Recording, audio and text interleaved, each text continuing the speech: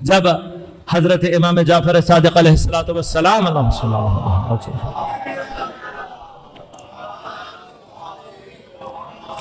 اگر کسی نے حاکم شام کے بارے میں یہ بات کہی کہ جی وہ بڑا سیاستدان تھا، تو حضرت نے کیا فرمایا؟ حضرت نے کہا خاموش ہو جاؤ، سیاست وہ ہے جو ہم نے کی ہے، وہ جو اس نے کی ہے وہ سیاست نہیں ہے، وہ شیطنت ہے۔ یہ شیطنت ہے، لوگوں کو مروا دینا، ان کا مال غارت کر دینا، لوگوں کو رشوت دے کے اپنے ساتھ ملا لینا، بیت المال کو اپنے ذاتی استعمال میں لانا اور اس طرح سے خرچ کرنا کہ جیسے کوئی ابا نے تحفہ دیا تھا۔ اس طرح کے بہت سارے مقامات جتنے بھی ہیں یہ شیطانی ہتھ کنڈے، یہ شیطنت ہے۔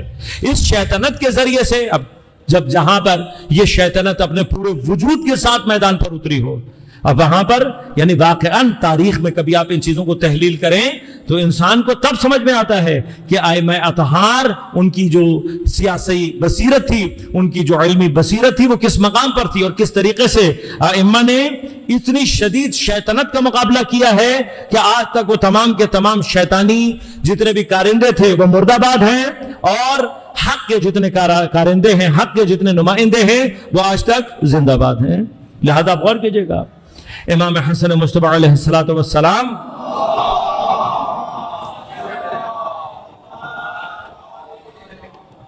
حضرت کا کارنامہ کیا ہے؟ حضرت کا ایک بڑا کارنامہ یہ ہے کہ مجبوری میں جو ریاست امور مسلمہ کی ابا، جو غاصبانہ انداز سے بنائے جانے والے نظام کی ابا حضرت کے کاندھوں پر ڈالی گئی تھی، حضرت امام حسن مجتبی نے اپنی سیاسی بصیرت سے اس کو اتارا ہے۔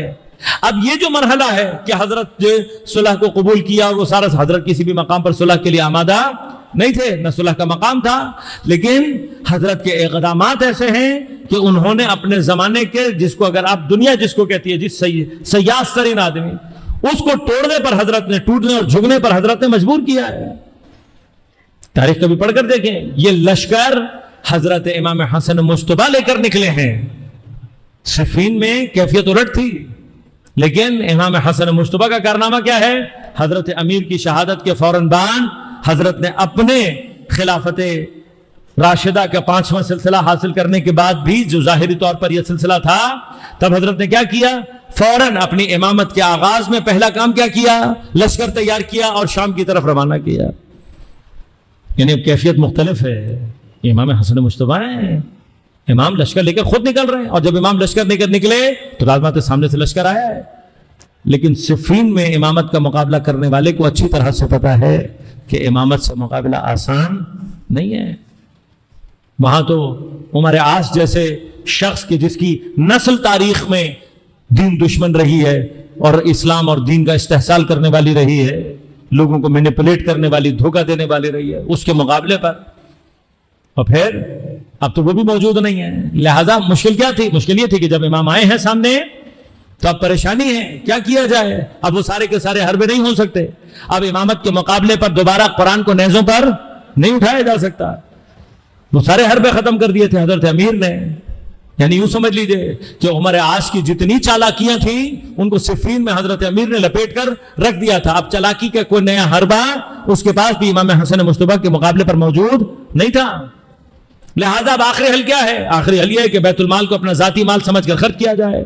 لہذا حضرت امام حسن مجتبی جس کو بھی اپنا فرماندہ لگا کر بھیجتے ہیں، یہ یہاں سے پیسوں کی آفر کرتے ہیں، کئیوں کو خریدا۔ لیکن امام حسن مجتبی کی ٹیکنیک کیا تھی کہ ہر مرتبہ ایک ایسا نمائندہ بھیجتے تھے، ایسا سپہ سالار بنا کر بھیجتے تھے کہ جس کو خریدنے کے لیے پہلے سے زیادہ پیسے خرچ کرنے پڑے۔ اور آخری نمائندہ کس کو بنا کر بھیجا؟ عبید اللہ ابن عباس کو۔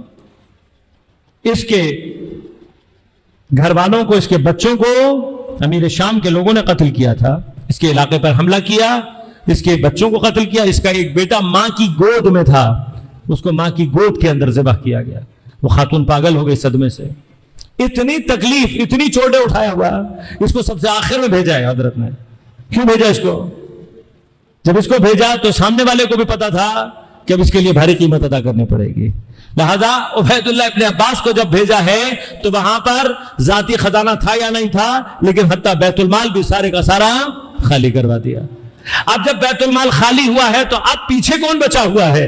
امام حسن مصطفیٰ کے ساتھ حضرت عباس موجود ہیں، امام حسن مصطفیٰ کے پہلو میں جناب محمد حنفیہ موجود ہیں، حضرت کے ساتھ کون موجود ہے؟ جناب ہلال بن علی موجود ہیں، امام کے ساتھ کون ہے؟ امام حسین علیہ الصلوۃ والسلام موجود ہیں، علی کے وہ سارے کے سارے شجاع بیٹے موجود ہیں، یعنی بنی ہاشم صرف حضرت علی نہیں، ادھر سے جناب عقیل کی اولاد سے، جناب جعفر کی اولاد سے، تمام بنو ہاشم جتنے بہترین افراد تھے ان سب کو امام نے روک کر رکھا ہوا تھا۔ اب جب امیر شام نے یہ دیکھا کہ میرا سارے کا سارا خزانہ امام نے یہاں ضائع کروا دیا اور اب وہ لوگ بیٹھے ہیں کہ ان میں سے اگر کوئی ایک سے پیسہ لار بھی آ گیا تو میری لشکر کو اقتدار نہیں ہے ان کا مقابلہ کرنے کی، لہٰذا جب اس کو یہ شکست دی ہے تو پھر وہ صلح کی درخواست لے کر حضرت کے پاس پہنچا ہے، لہٰذا صلح امام حسن مصطفیٰ کی حقیقت یہ ہے۔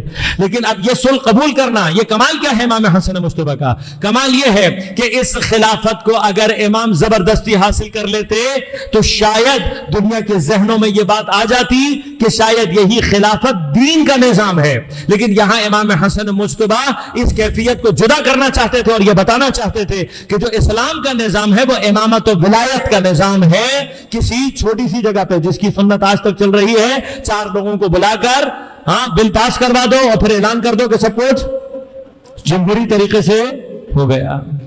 تو تمہارا پہلا بل بھی ایسا ہی تھا، آخری بل بھی غیر جمہوری۔ اب امام حسن مصطفیٰ پیغام یہ پہنچانا چاہتے ہیں کہ یہ 2 الگ الگ نظام ہیں، دین کا جو نظام ہے وہ نظام امامت کا نظام ہے، جیسے دین کا نظام نبوت کا نظام ہے اور انبیاء میں سے ہی ائمہ رہے، ائمہ اور جو ائمہ انبیاء کے زمانے میں اگر کوئی اور رہا ہے تو وہ بھی خدا کی طرف سے، کبھی بھی اللہ تبارک و تعالیٰ نے یہ رہبریت خدا کبھی بھی انسانوں کے ہاتھ میں نہیں دینا چاہتا۔